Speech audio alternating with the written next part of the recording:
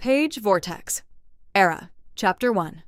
San Clemente State's fall semester began on Monday, August 23rd. The day was blistering, the heat so intense that 2 students passed out from dehydration and had to be rushed to the nurse's office. Using the temperature as an excuse, many girls wore bikini tops to class, much to the delight of campus oglers.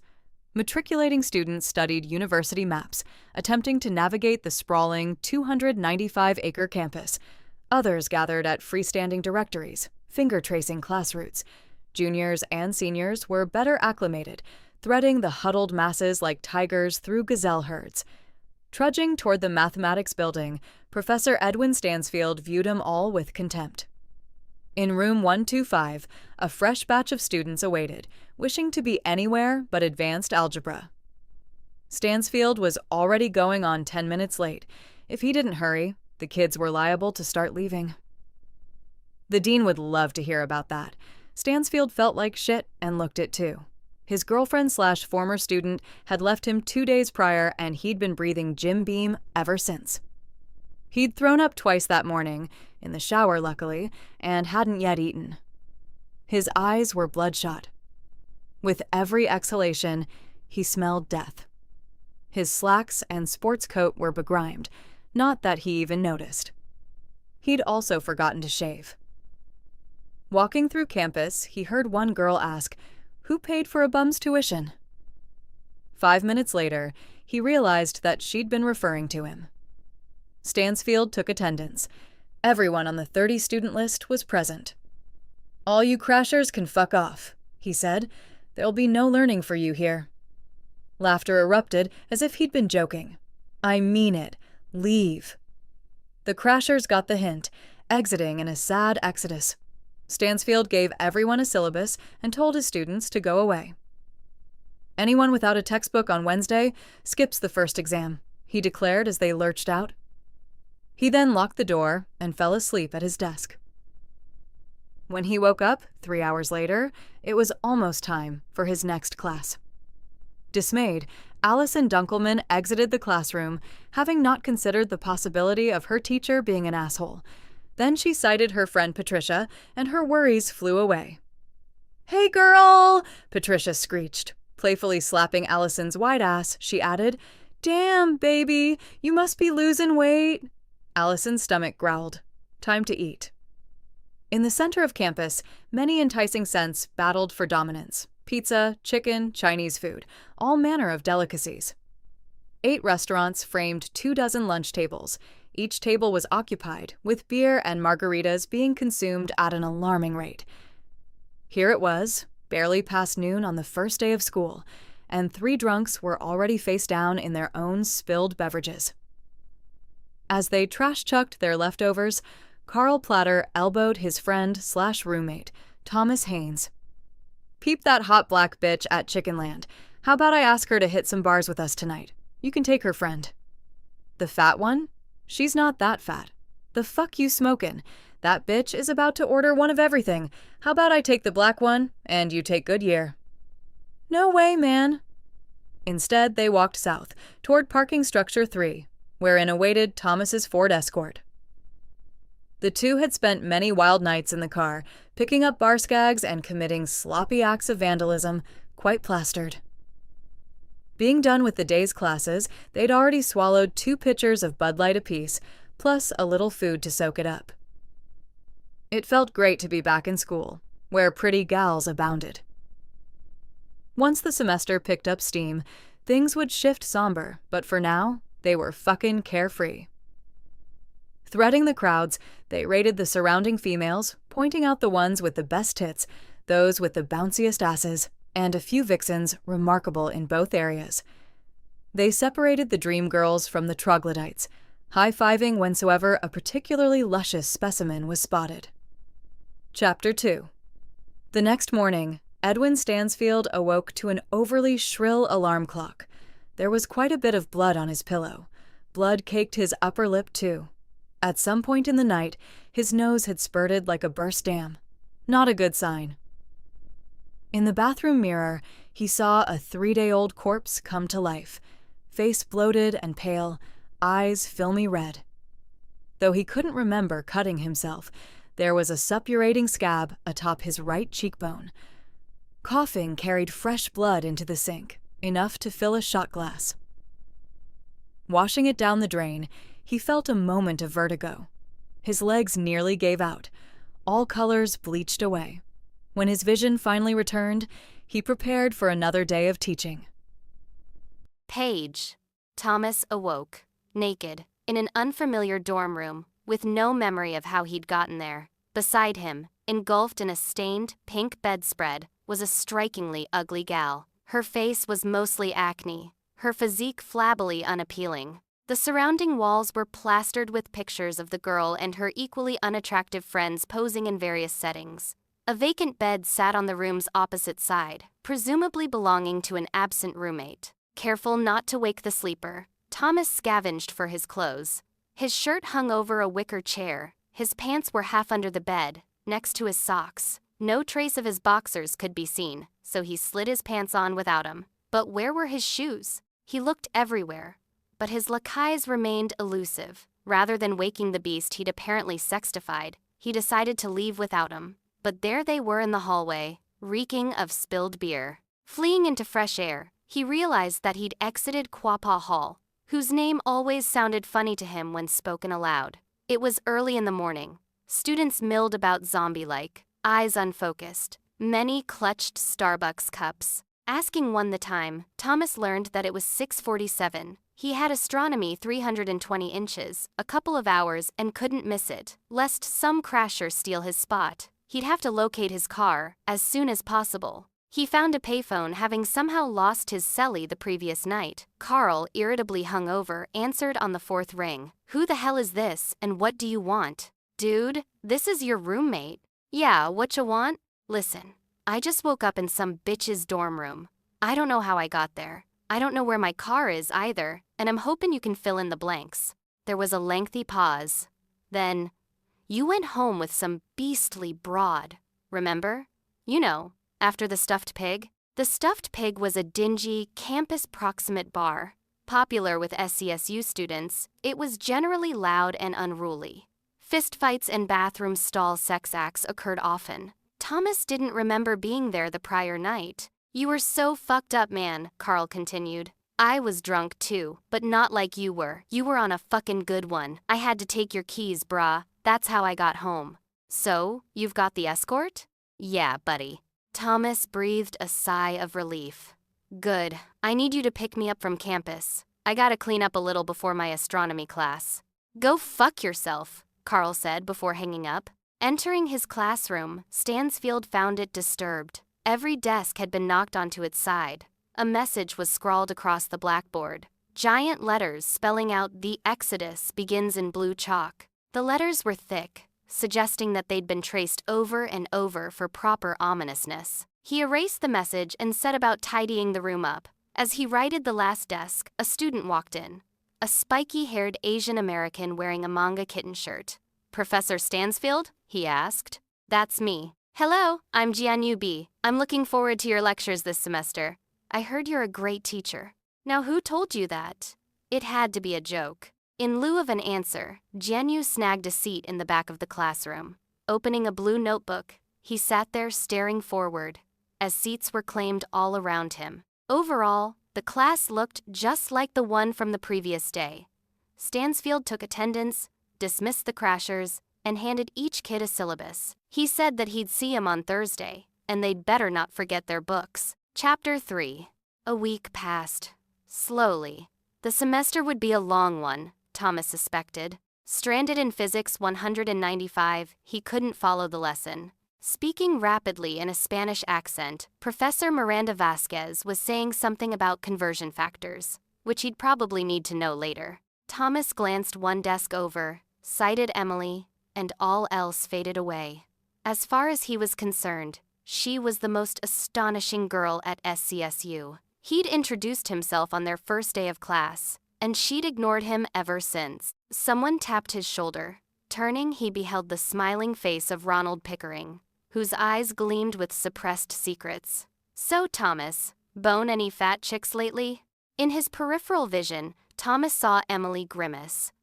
Why can't this ginger bastard keep his mouth shut, he wondered. Shut up, Ronald. He didn't. So, are you going to the Beta Epsilon Omega party this Friday? Maybe we can go together and… I don't like fraternities.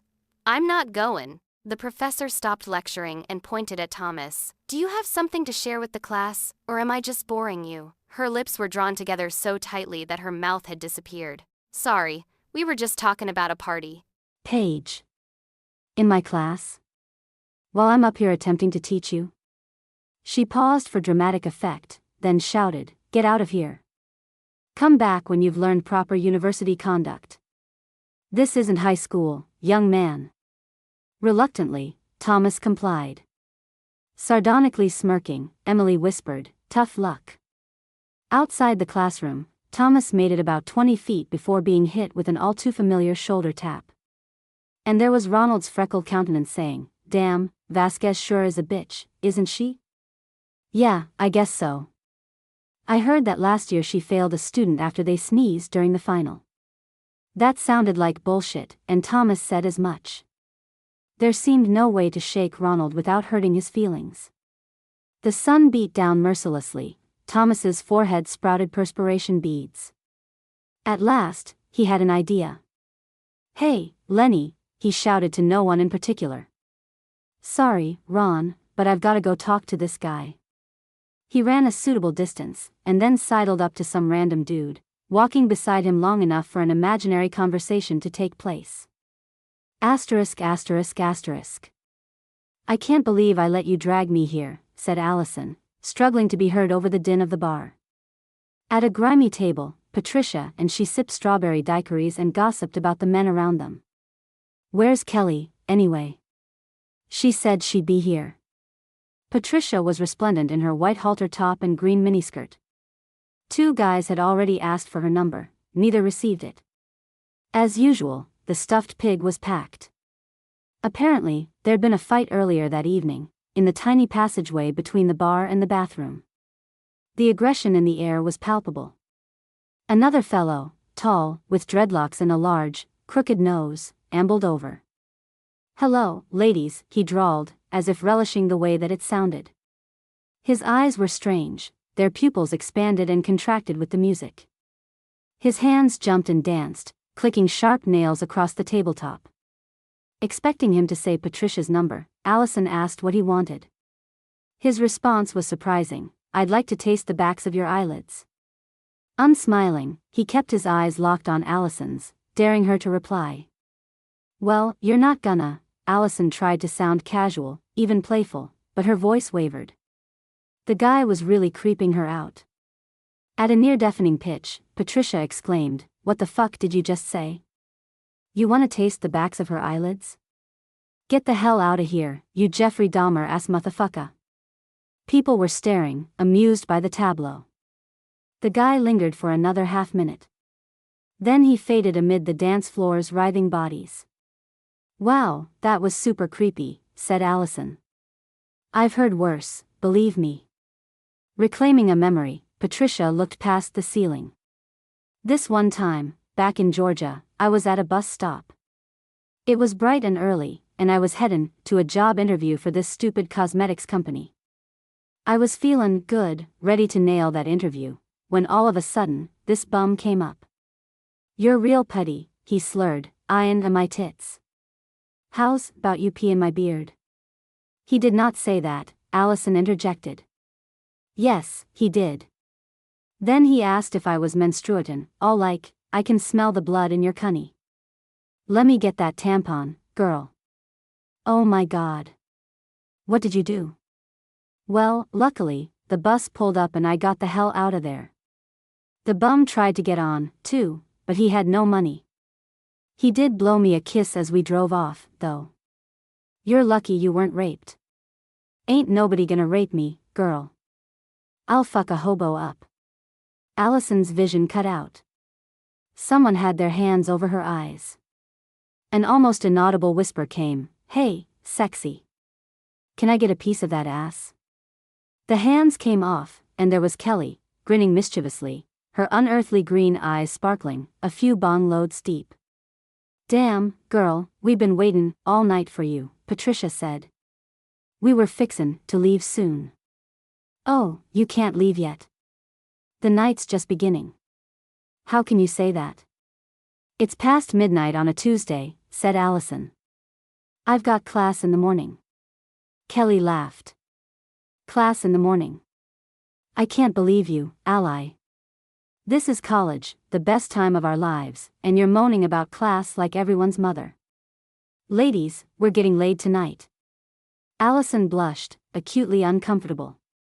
Patricia, on the other hand, slapped Kelly a high five and exclaimed, damn straight. Let's get ta dancin'. Hand in hand, they disappeared, leaving Allison alone at the table.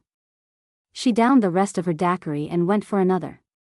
The bartender was a middle-aged chap with a receding hairline. He wore a Hawaiian shirt with 2 buttons undone, revealing silver chest hair. Gesticulating frantically for his attention, Allison requested another strawberry daiquiri and a shot of tequila. They materialized upon dark, polished mahogany. Page. $9, the bartender demanded. Allison handed him a 10 and said to keep the change. She downed the tequila and carried the daiquiri back to her table. Groggy now, she didn't notice the interloper until he cleared his throat. The guy wore a Longhorn belt buckle and a black leather jacket. His face was smoothly expressionless under slicked-back brown hair. I noticed you from over there, he said, waving towards some far-off corner. I was waiting for your friends to leave, so I could speak with you in private. Well, what do you want? Allison heard the unsteadiness in her voice. Thinking of the last freak who'd approached her, she wondered, what kind of weird shit is this new guy into? Just your attention, my dear. The stranger smiled, and Allison's tension evaporated. The smile made him younger, from late 20s to 12 in an instant. Allison motioned for him to sit, which he did gracefully. His gaze passed through her face, into her soul itself, taking inventory of her every aspect. Finally, he broke the silence by saying, my name's Francisco, and I'd like to take you away from here. Yeah, where you want to take me? Away from this madness. We both know that you don't belong here, with the dregs of society. You're a nice girl. I could tell that from the moment I first laid eyes on you. You belong with me. With you? What do you mean? I mean, I want you to come home with me. It's not far from here. We can get to know each other there. Allison didn't know what to say. She was strangely drawn to the fella. Nobody had ever found her attractive before, yet he seemed to. To hell with it, she thought, asking where his car was parked. Francisco leapt up to pluck her hand off the table. It's right outside, my queen. I'll escort you. Arm in arm, they left the stuffed pig. The crowd parted for them, like the Red Sea afore Moses. Giddy, Allison forgot her friends as she entered the nightscape. Chapter 4. Our police force is fucking inept, complained the man with the woolly, brown beard. My daughter disappears and what do? They hit us with a bunch of bullshit platitudes, is what? We're following every lead, they said. What leads? They don't have a single suspect. The private detective, Julius Winter, asked, and what makes you think the girl's still alive? Peering over a cluttered desktop, his eyes were skeptical. I've gotta tell you, I've seen a dozen cases just like Allison's. Guess how many had a happy ending? None. She has to be alive, said the pretty, 40-something blonde, cradling an infant against her considerable chest. How she'd given birth to the chubby girl in the picture was beyond Julius. Was Allison adopted? He wondered. Julius was 6.5 feet tall and weighed over 250 pounds. Though his hair was gray and his face deeply creased, he most assuredly wasn't one to mess around with. I charge $500 a day, plus expenses, he said. Can you afford that? Wordlessly, John and Mary Dunkelman conferred. At last, John replied, whatever you want, just find her. I'll do what I can. They shook hands and exchanged phone numbers. Passing the baby to her husband, Mary then enfolded Julius in a desperate hug, smushing her breasts against him. Thank you, Mr. Winter. Don't thank me yet. I haven't done anything. Breathing in her lilac hair scent, Julius wished that the embrace could last forever. Asterisk asterisk asterisk. Alone again. Julius' eyes wandered the office, traversing loaded bookshelves, 2 framed film noir posters, a map of the globe, a print of Van Gogh's Starry Night, and a bulletin board. He contemplated Allison's disappearance. Was it a standard rape and murder? With so many gorgeous females populating SCSU, why would anyone bother? Maybe she ran away. He was reminded of an old Twilight Zone episode, Little Girl Lost. In it, a child had stumbled through an invisible door and passed from her bedroom into the 4th dimension. Yeah, maybe that's what happened. Chapter 5. Exiting his calm 3:55 class on Friday afternoon, Carl noticed dark clouds unspooling across the firmament. He needed a shower and a shave, but didn't feel like heading back to his apartment. Thomas was still upset over the hole that Carl had punched into their kitchen wall, and would be nagging at him to patch it up. Dude's such a bitch sometimes. Snaking past lollygagging frat boys, Carl made his way to the nearest men's room. The place reeked, and appeared as if it hadn't been cleaned in decades. Dead flies speckled the faded linoleum. Spider webs spanned the ceiling corners. Page. After ascertaining that he was alone, he moved to the sink. Afore a mirror too begrimed for reflection, he set his folder on the porcelain and pulled out a gram bag of cocaine. He tapped a little onto the folder. Carl chopped the powder with his student ID. Through a rolled dollar bill, he snorted it. A little pick-me-up, he said through his numbing face. Freshly energized, with nothing to do, he then wandered the hallways. Eventually, he reached the north end of campus. There was Mollusk Center, named after the university's mascot. Just outside of it, clipboard clutchers spiraled around display tables, pouncing upon anyone dumb enough to make eye contact with them. If it wasn't saving the whales, it was registering to vote. If it wasn't registering to vote, it was the canoe club recruiting members. Staring groundward, Carl pushed toward the pedestrian bridge. Someone stepped into his path, a bald guy with an olive complexion, who dressed in an orange t-shirt with matching pants and brown sandals. A knapsack hung over his shoulders. "Get out of my way," Carl growled. "I'm terribly sorry, sir. I hope I haven't darkened your aura." The guy's voice was effeminate, unnaturally cheerful. "They call me Mist." Carl blurted, "Mist? You've gotta be kidding me. Were both your parents brain damaged, or what?" Ignoring the question, Mist posed one of his own. "Do you like to read, my friend?" Coke agitated, Carl said, "I'm not your friend, and reading's for queers." Paying those words no mind, Mist pulled a small book from his bag. There was no graphic on its cover, only a singular word, Ascension. "This is my gift to you," he said, thrusting it into Carl's grasp. "It's published by a little group I belong to." Cocking his arm back, Carl lobbed the book toward the Pacific Islander club table. A girl squawked when it bonked her forehead. "That's what I think of your cult, man. Now fuck off already." Asterisk asterisk asterisk. Julius Winter stared intensely. "So, Miss Diggs," he said, "what can you tell me about that night?" An hour prior, he'd called Patricia, inviting her to the beachside cafe, near San Onofre. Apparently, he'd already questioned Kelly. Setting down her tuna fish sandwich, Patricia cleared her throat and said, "Allison and I were sittin' around, waiting for Kelly to show up. Before she got there, some dude wandered over and said that he wanted to taste the backs of Allison's eyelids." Fucking weirdo. What did he look like? He was a white guy, pretty tall, with a crooked nose and brown dreadlocks. I can't remember what he was wearing, but he must have been on some kinda drug. His pupils kept growing and shrinking. Well, anyway, I told him to leave us alone and he walked away. I thought we were done with that dude. Later on, Kelly showed up and we hit the dance floor, leaving Allison at the table. When we came back, she was gone. She's probably dead now. Yeah, she probably is, was Julius' reply, muffled by a mouthful of spaghetti. Asterisk asterisk asterisk.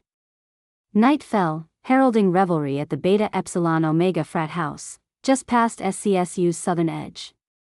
The party was supposed to be somewhat clandestine, but Carl's friend Albert, the chapter's president, had promised that he could get Carl and Thomas in. Expect anything, he'd said. The place's interior lights were off, although many vehicles were present. They'd posted a guard at the door, a tall goofball wearing a puka shell necklace and a Greek-lettered tank top. His arms were folded, attempting intimidation. "Who the hell are you?" he asked. "We're friends of Albert. He invited us, man," said Carl. "Oh yeah, right. Come on in." Opening the large, oaken door, he waved M through. "What the hell's going on?" Thomas asked. "All the lights are off, and no one's talking. Carl said, "I'm not sure. Let's find us a light switch and solve this mystery." Someone brushed against Thomas. A sinuously feminine voice said, "Everyone's downstairs. Follow me." Stepping between Carl and Thomas, the girl grabbed their hands. As one, they navigated the darkness, halting at the closed basement door. Faint music drifted through it, unearthly harps and trumpets blowing in disjointed, frenzied harmony. "Are you ready?" the girl asked. "Fuck yeah. Let's do this," said Carl. Lights spilled out the doorway, illuminating their guide. The girl was severely disfigured, looming monstrous in the dim light. She had only one eye, the left one. Where the other should have been, unbroken skin stretched, eyebrowless. Her mouth was too large for the face containing it, giving her the appearance of a human-frog hybrid. Crooked teeth jutted from that horrid maw like old graveyard tombstones. Acknowledging their shock, she said, "Don't worry, there are no ladies like me downstairs. Now get going. The party won't last forever." Page. With Carl leading, they started down the stairway. "I don't like this," Thomas whispered. "All that darkness, and that girl was fucking horrible. I've heard weird rumors about this place, but nothing like this." "Don't be such a bitch, Thomas. That broad doesn't really look like that. It's all prosthetics and makeup." Carl's eyes were manic under his glistening hair. Viewing the basement scene, Thomas gasped. The couches, chairs, and ping-pong table had been pushed to the far wall, leaving much open floor space. Little floor was actually visible, however. To a strange soundtrack pouring from gargantuan speakers, an orgy was occurring. Some girls were getting gangbanged, some were tongue-deep inside of other girls, while others enjoyed one-on-one action with random frat dudes. Hands freely groped sweaty torsos, feet waved cheerfully ceilingward. Against one wall were two guys in an erotic embrace. Neither Thomas nor Carl could speak. Instead, they stood for 17 minutes at the base of the staircase, eye-roving. Then one girl, riding a hairy, fat man as if he was a mechanical bull, locked eyes with Thomas. Her unfocused eyes contained emerald green irises. Beneath her blood-colored hair was a slender, firm body, with large breasts bouncing conspicuously. The girl had shaved off all of her pubic hair. Though she was looking right at him, Thomas didn't think that she saw him. "Let's get out of here, Carl," he suggested, overwhelmed by the spectacle, the copulation aroma, the awakening of raw animal impulses. "I'm leaving. Go then," Carl grunted. "I'll see you back at the apartment." He began disrobing, pulling off his Nikes, then his socks. "How'll you get back?" "I'll find a ride." Carl's eyes sparkled, recognizing the double entendre. "Don't worry about me." He was already down to his boxers. Upstairs, it remained pitch black. Thomas was afraid of bumping into the one-eyed gal from earlier. "What if she's right beside me," he thought, "waitin' to fasten those crooked teeth into my neck like a vampire." "Arg!" he cried, as his knee slammed into unseen furniture. "Son of a bitch." Feeling his way along the wall, he located a knob. The doorman was gone. "Good riddance," thought Thomas, jogging down the long driveway. Lurching along the sidewalk, steering a shopping cart filled with rotten vegetables, came a bag lady. "You like some tomato soup?" she asked. "No thanks, ma'am." Up close, the woman looked 90 years old, an amalgamation of time creases and liver spots, with many missing hair clumps. Her eyes were red-rimmed and feverish. Her clothes were quite shredded. Without thinking, Thomas pulled a 20 from his pocket and laid it within her gnarled hands.